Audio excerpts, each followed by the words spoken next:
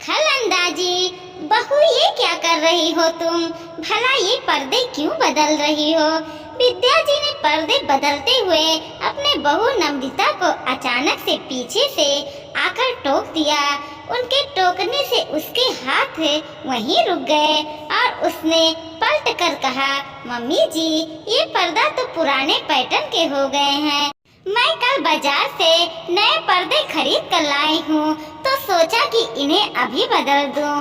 कोई पुराने नहीं हुए हैं ये पर्दे मनीषा की पसंद के हैं। 3 साल पहले वो मेरे साथ ही बाजार से खरीद कर लाई थी। इन्हें बदलने से पहले तुमने मुझसे या मनीषा से पूछा था, जो अपनी मर्जी करने लग गई। वापस लगाओ इन पर्दों को अपनी जगह पर और अपने ये पर्दे वापस वहीं दे आना जहाँ से लेकर आई हो। बेवजह पैसे यूं ही खर्चा करने के लिए नहीं है। विद्या जी नम्रता को डांटते हुए बोली।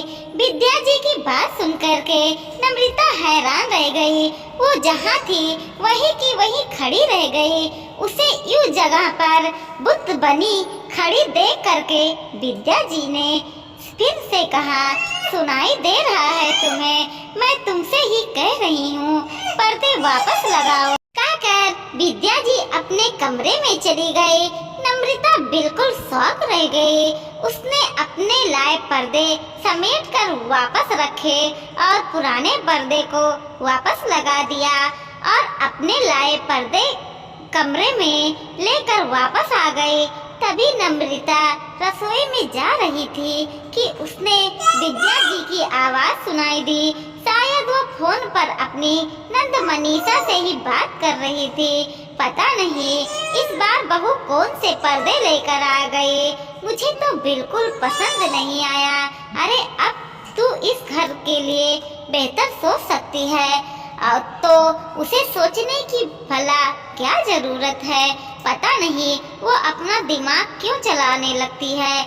मैंने तो उसे साफ साफ मना कर दिया कि वो ये पर्दे नहीं लगाएगी और जो नए पर्दे लेकर आई है उसे वापस कर आए। नम्रता समझ गई कि विद्या जी मनीषा दीदी को घर के अपडेट दे रही है, जो वो हर रोज करती थी।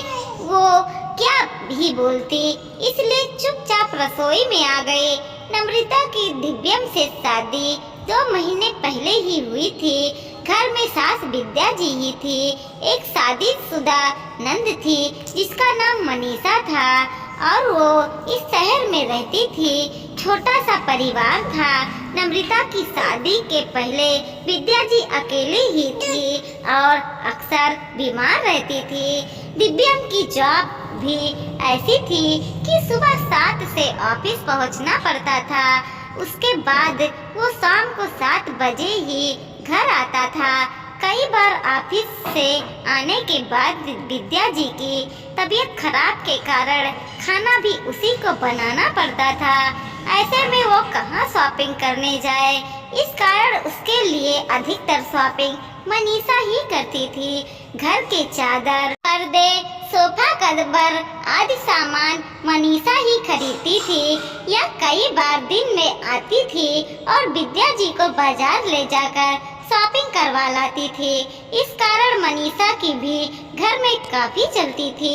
यूँ कह सकते हैं कि घर की कोई फैसला मनीषा ही लेती थी। यहाँ तक कि दिव्यम के लिए नम्रता को भी मनीषा ही ने पसंद किया था। जब तक मनीषा ने हाँ नहीं की थी, तब तक विद्या जी ने दिव्यम की शादी के लिए हाँ नहीं किया। तब बात और थी, लेकिन अब तो बहू आ चुकी थी। इसके बावजूद भी विद्या जी नम्रता को अपने आप से कोई काम करने की इजाजत नहीं देती थी। उसका मानना था कि नम्रता को भी मानसी से ही पूछना चाहिए।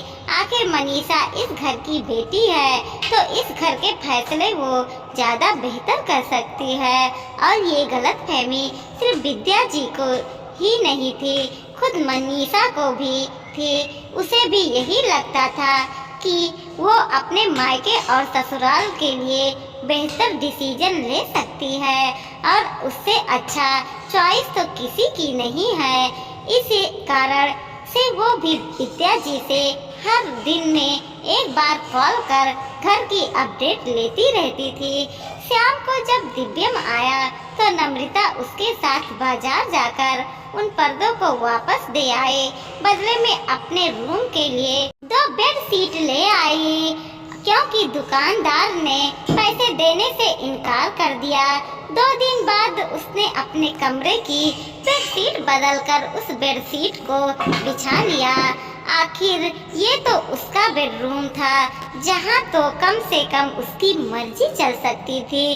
पर विद्या जी जब किसी काम से उसके कमरे में आए तो बेडशीट देखकर बिगड़ गए।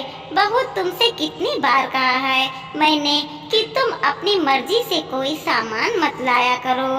तुम्हारी पसंद अच्छी नहीं है, तुमसे 100 गुना बेहतर पसंद तो मेरी बेटी मनीषा का है। हर कोई उसकी तारीफ करता है, यहाँ तक कि उसके ससुराल वाले भी।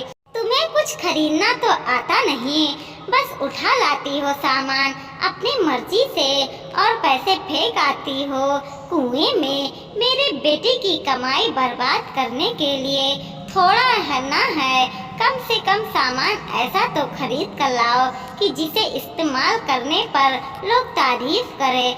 सुनकर नम्रता को बहुत बुरा लगा, पर उसने कहा, मम्मी जी, पर ये तो मेरा बेडरूम है, यहाँ तो बेडशीट मैं अपनी मर्जी से बिछा ही सकती हूँ।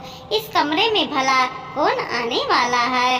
और फिर ये तो मैंने और दिव्यम जी दोनों ने मिलकर पसंद किया है, क्यों मुझे नहीं दिख रहा है क्या? मैं भी तो आई हूँ इस कमरे में, पर मुझे तो बिल्कुल भी अच्छी नहीं लगी ये बेडशीट। और दिव्यम को क्या पता बेडशीट कैसे खरीदते हैं। तभी अचानक घर की डोरबेल बज गई। नम्रता ने जा करके देखा, दरवाजा खोला तो सामने मनीषा और उसकी सास मालती जी खड़ी थे। नम्रता ने दोनों के पैर छुए और आदर के साथ दोनों को अंदर ले आई। मम्मी कहाँ है? मनीषा ने पूछा।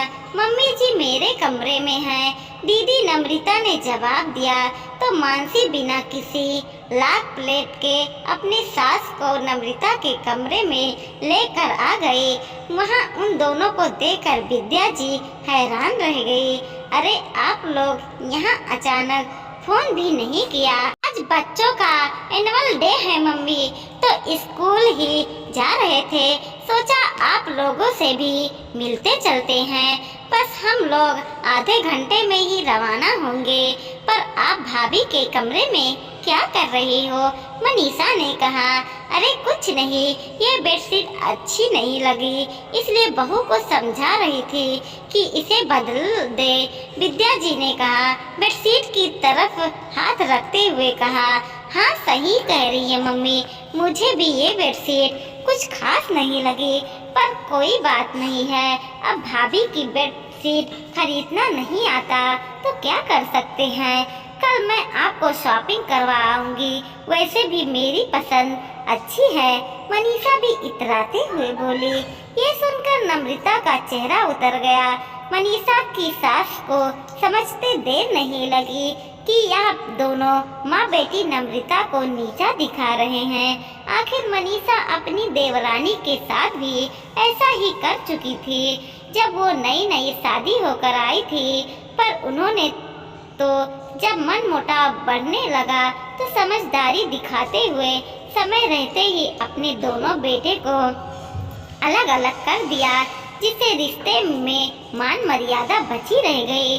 तभी उन्होंने कहा, अरे कितनी प्यारी बेडशीट है, कलर भी कितना सुंदर है, मुझे तो बहुत अच्छा लगा ये। आपकी बहू की पसंद तो वाकई लाजवाब है। नम्रता बेटा, कभी बाजार जाओ तो मेरे कमरे के लिए भी एक दो बेडशीट ही खरीद कर लेकर आना, मुझे भी ऐसे ब्राइटी कलर बहुत पसंद है। ये सुनते ही मनीषा और विद्या जी का चेहरा उतर गया, जबकि नम्रता के चेहरे पर मुस्कुराहट आ गई। तभी मनीषा बोली, पर मम्मी जी, आपको तो मेरी लाई हुई चीज पसंद है ना? हाँ, मुझे तुम्हारी लाई हुई चीज पसंद है, पर तुम्हारी भाभी की पसंद मुझे बहुत अच्छी लगी। सच में विद्या जी, अब तो हमारी बहू को बख्श दीजिए। आपके पास तो खुद की ही एक अच्छी बहू आ चुकी है। अब तो आपके घर के लिए शॉपिंग ये खुद ही कर लाएगी। बेचारी मेरी बहू दो दो नाव में सवारी होकर परेशान हो जाती है। और वैसे भी अब आपकी घर की गृह लक्ष्मी आपकी बहू है, जिसे जिम्मेदारी दीजिए। आखिर कल को उसे ही तो ये घर संभालना है।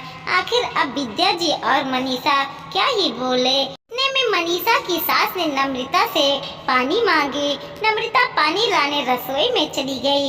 पीछे से मनीषा की सास ने कहा, और मनीषा, तुम्हें तुम्हारी भाभी के साथ रिलेशन कैसे बनाना है ये तुम पर निर्भर करता है। उसमें कमियां निकालोगी तो उससे दूरियां ही बढ़ेंगी। आज माँ है लेकिन कल भाभी ही होंगी, जिससे तुम्हारा मायका होगा।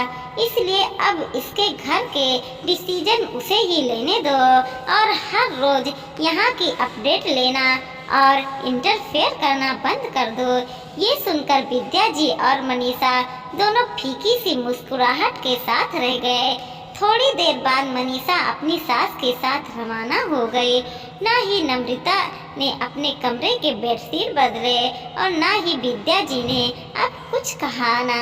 लेकिन अब विद्या जी नम्रता को ज़्यादा टोकती नहीं थी, लेकिन कभी कभी जब उन पर माँ हावी हो जाती तो उन्हें अपनी समधन की बात याद आ जाती थी कि बेटी के लिए बहू की से मायका है।